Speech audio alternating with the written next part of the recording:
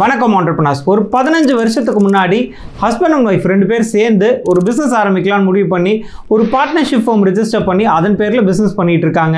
Business ஆரம்பிச்சு கொஞ்ச நாள்ல பிசினஸ் ரொம்ப நல்லா பிக்கப் ஆகி நல்லா போயிட்டு இருக்கு. ஒரு 6-7 வருஷத்துல பிசினஸ் ரொம்ப நல்ல டெவலப் ஆகி ஒரு பெரிய டர்ன் ஓவர் பண்ணிட்டு இருந்தாங்க.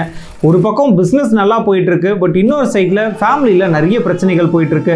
அதனால ரெண்டு பேரும் டிசைட் பண்ணிட்டு டிவோர்ஸ் வாங்கிடுறாங்க. டிவோர்ஸ் வாங்குறதோட நிக்காம அந்த பார்ட்னர்ஷிப் ஃபார்மையுமே கேன்சல் பண்ணிட்டு ஹஸ்பண்ட் தனியா வைஃப் தனியா ப்ரொப்ரைட்டர்ஷிப் ஃபார்ம் அதே கம்பெனி நேம்ல ஆரம்பிக்கிறாங்க.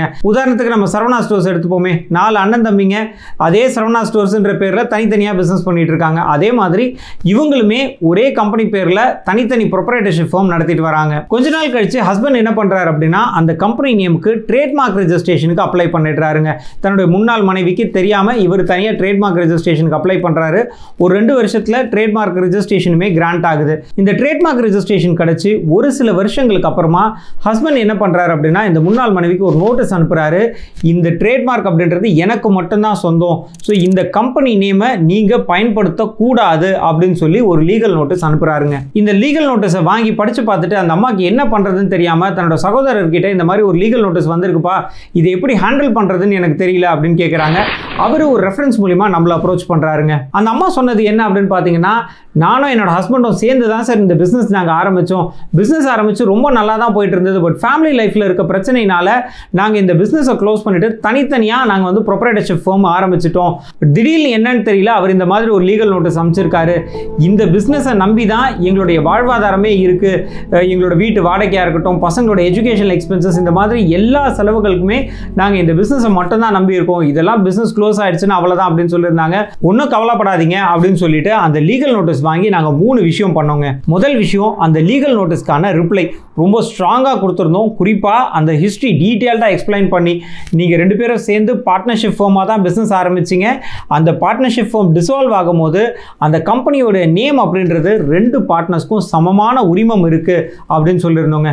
ரெண்டாவது நம்ம பண்ண விஷயம் என்ன அப்படின்னு பார்த்தீங்கன்னா, அந்த ஹஸ்பண்ட் ஒரு ட்ரேட்மார்க் ரெஜிஸ்ட்ரேஷனுக்கு அப்ளை பண்ணி ரெஜிஸ்ட்ரேஷன் வாங்கியிருந்தார் இல்லைங்களா, அந்த ரெஜிஸ்ட்ரேஷனை கேன்சல் பண்ண சொல்லி ஒரு ரெக்டிஃபிகேஷன் பெட்டிஷன் ட்ரேட்மார்க் ரெஜிஸ்ட்ரியில் ஃபைல் பண்ணோங்க. ஸோ இந்த ரெக்டிஃபிகேஷன் பெட்டிஷன் ஃபைல் பண்ணுறதுனால என்ன நடக்கும் அப்படின்னு பார்த்தீங்கன்னா, ட்ரேட்மார்க் ரெஜிஸ்ட்ரி இந்த ஹிஸ்ட்ரி எல்லாத்தையும் டீட்டெயில்டாக விசாரித்து அந்த ட்ரேட்மார்க் ரெஜிஸ்ட்ரேஷன் ஒரு கெட்ட எண்ணத்தில், அதாவது ஒரு மலிஷியஸ் இன்டென்ஷனில் ஃபைல் பண்ணது அப்படின்றத அண்டர்ஸ்டாண்ட் பண்ணாங்கன்னா அவருடைய ரெஜிஸ்ட்ரேஷன் கேன்சல் ஆகும். அதோடு நிற்காம இந்த அம்மா பேர்லையுமே ஒரு ட்ரேட்மார்க் அப்ளிகேஷன் ஃபைல் பண்ணுவாங்க.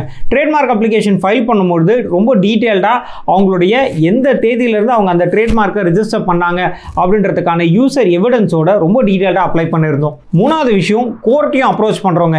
கோர்ட்டில் ஒரு லிட்டிகேஷன் ஃபைல் பண்ணுறோம். இந்த முன்னாள் கணவர் இந்த அம்மாவுக்கு தெரியாமல் ஒரு ட்ரேட்மார்க் ரெஜிஸ்ட்ரேஷனுக்கு அப்ளை பண்ணியிருக்காரு.